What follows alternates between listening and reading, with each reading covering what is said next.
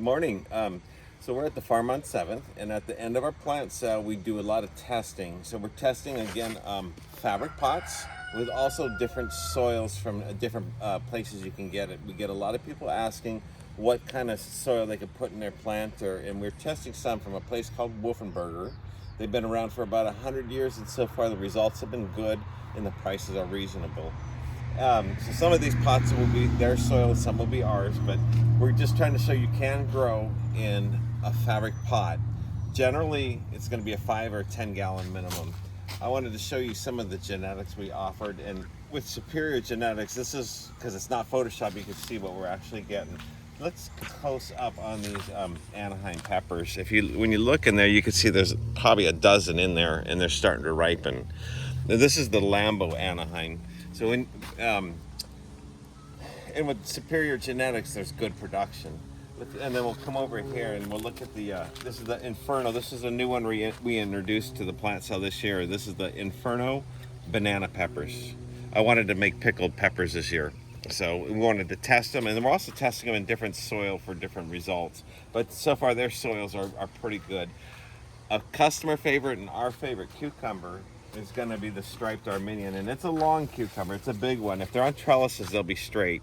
But these ones are delicious because they're never bitter, and they're that you can pickle them too for fresh pickles, and the production's pretty good. If you're planting like the cucumbers, it's probably best advice that when you plant them in the spring, go ahead and plant a second batch and a third batch, maybe space them a month apart.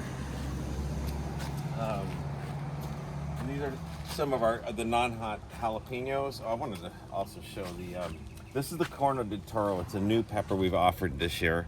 And with these, again, these are good genetics, and you can see the production. And this is just our 7th Street soil and the weekly feed that we offer if you guys are interested. And last year we added the shishito peppers. These are a frying pepper for making like hors d'oeuvres, and they are very prolific. And it's just an open pollinated variety, so you can save the seeds from year to year. This is one we introduced recently, which is it's the Italian striped zucchini. And although I think the other green zucchini is more prolific, these ones are good. And people ask what size of pot to use for the tomatoes. This is a 10-gallon fabric pot, and I would suggest that's minimum. But like you can use a 5-gallon, but you're not going to get the production you would. And then we're still getting tomatoes on here, but it's just not going to be as much. And here's another 5-gallon, and you can see there's a fair amount of fruit on it.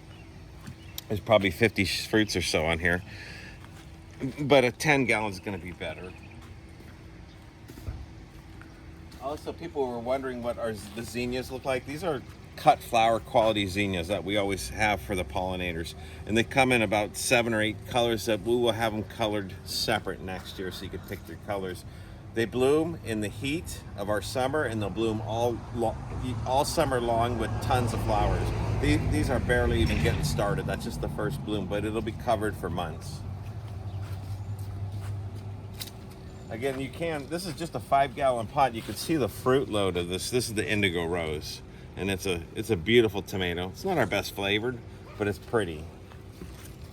It's still gonna beat the stores. I think we're just about at the end of what I wanted to show.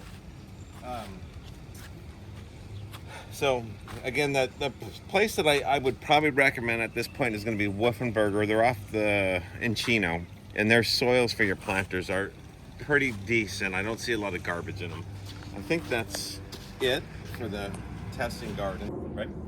Okay, there's 2 more things I wanted to say. Is one, on the fabric pots, I have little irrigation lines that goes on in the summer heat twice a day. The other thing, if you don't have automatic irrigation, you definitely want a saucer that holds a gallon of water or so after the plant's sitting in it, something oversized. So when you water it, it has something to wick back up into the pot. Fabric pots will do well in our heat, but they need a water supply that they can absorb back in because they lose a lot of water, keeping themselves cool breathing.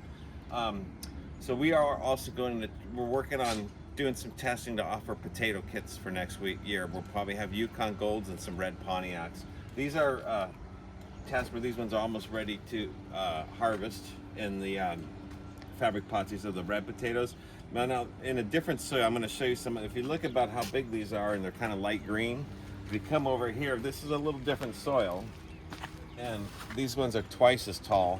We'll have to see which one has the best size potatoes, but this is a different soil that we're using from Wolfenbergers, and then over there, that's our soils.